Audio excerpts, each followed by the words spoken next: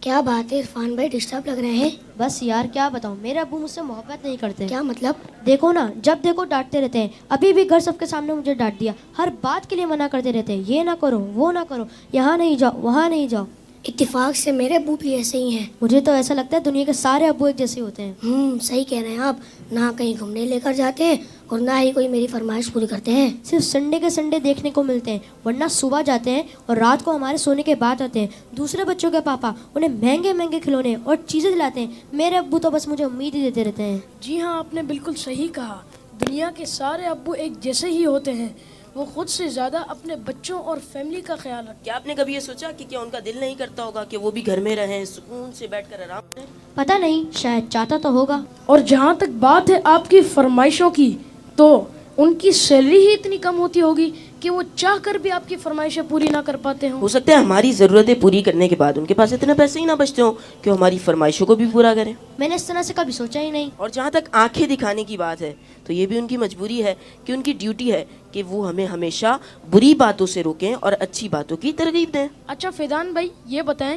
آپ کی ضرورتوں میں کوئی کمی آئی ہو؟ نہیں تو بالکل بھی نہیں۔ کبھی ایسا ہوا کہ آپ بیمار ہوئے ہوں اور آپ کے ابو کو آپ کی فکر نہیں ہوئی؟ ہماری بیماری میں سب سے زیادہ پریشان ہونے والے ہمارے ماں باپ ہیں۔ آپ کے ابو چھوڑ کر کہیں گھومنے چلے گئے ہوں؟ نہیں تو کبھی نہیں۔ کبھی ایسا ہوا کہ آپ کے ابو نے خود تو کچھ اچھا کھایا اور آپ کو نہ دیا ہو؟ کبھی نہیں۔ اگر کوئی اچھی ڈش کم ہوتی ہے تو وہ ہمیں دے دیتے ہیں اور کہتے ہیں تم کھا لو، میرا دل نہیں چاہ رہا۔ اگر یہ پیار نہیں ہے، محبت نہیں ہے، تو پھر کیا ہے؟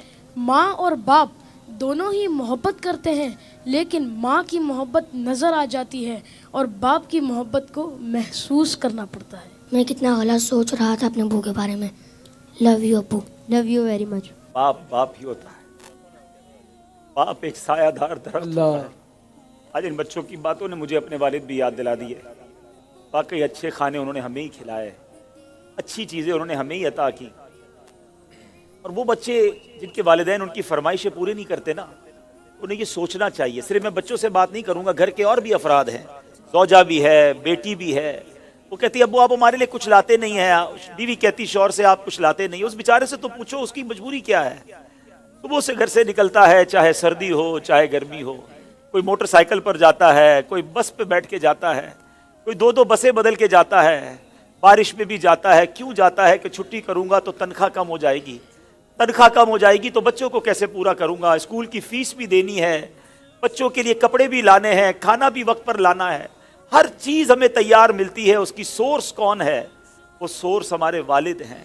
اور بہت پیاری بات اس بچے نے کہی کہ ماں کا پیار تو نظر آتا ہے، والد کا پیار محسوس کرنا پڑتا ہے۔ پوچھو ان سے جن کا باپ چلا گیا۔ والد ایک سایہ دار درخت ہے، کبھی درخت کو دیکھا آپ نے؟ اس کے اوپر کے پتے گرم ہوتے ہیں، وہ ساری دھوپ اپنے اوپر سہ لیتا ہے اور اس کے نیچے اپنے بچوں کو چھاؤں دیتا ہے۔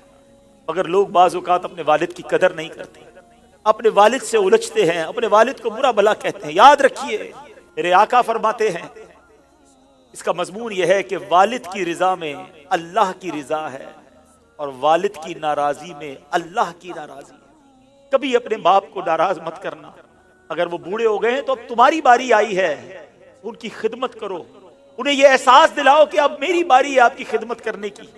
ہم اپنی ماں کو تو کہہ بیٹھتے کہ ماں میں تم سے بہت پیار کرتا ہوں، میں ساری دنیا کے بچوں سے پوچھتا ہوں کہ کب اپنے باپ کو کہا تھا کہ ابو آئی لو یو، والد صاحب میں آپ سے بہت پیار کرتا ہوں، آپ دنیا میں آج میں جو کچھ ہوں ابا جان میں آپ کی وجہ سے ہوں، یہاں تک پہنچایا مجھے آپ نے ہے۔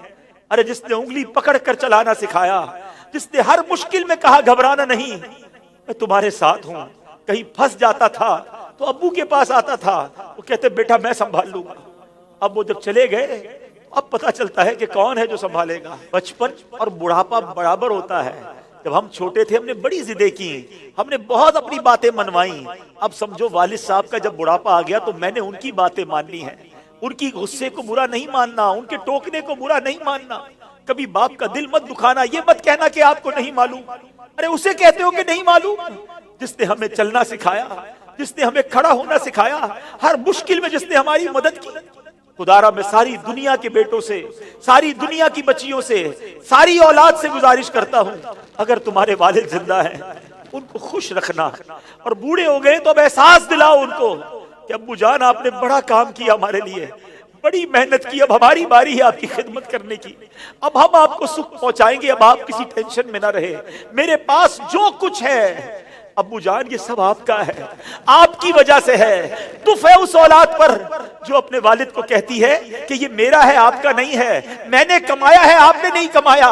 یہ کبھی مت کہنا میرے پاس جو کچھ ہے، جو شرافت ہے، جو عزت ہے، جو دولت ہے، وہ سب کچھ ماں باپ کی وجہ سے ہے، وہ والد کی وجہ سے بالخصوص ہے۔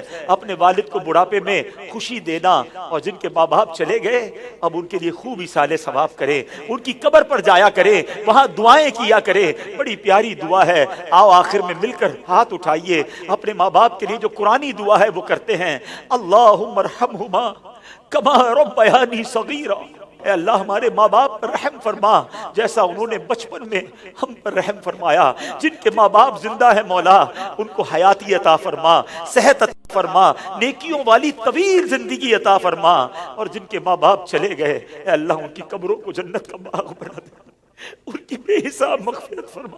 تیرے دربار میں ہم دعا کرتے ہیں، انہوں نے ہم پر بڑی مہربانیاں کی ہیں، تو ہمارے ماں باپ پر مہربانی فرما، آمین بجاہ النبی الامین صلی اللہ تعالی علیہ وسلم۔ میں ان بچوں کا شکریہ ادا کرتا ہوں، امید ہے کہ آج آپ کے اس سیگمنٹ کی وجہ سے کئی بیٹے اپنے ماں باپ بالخصوص والد کے قریب ہو جائیں گے۔ اگر کسی نے باپ کا دل دکھایا ہے آج ہی جا کے معافی مانگ لو، ان کے پیر پکڑ لو، کیونکہ والد راضی تو رب راضی۔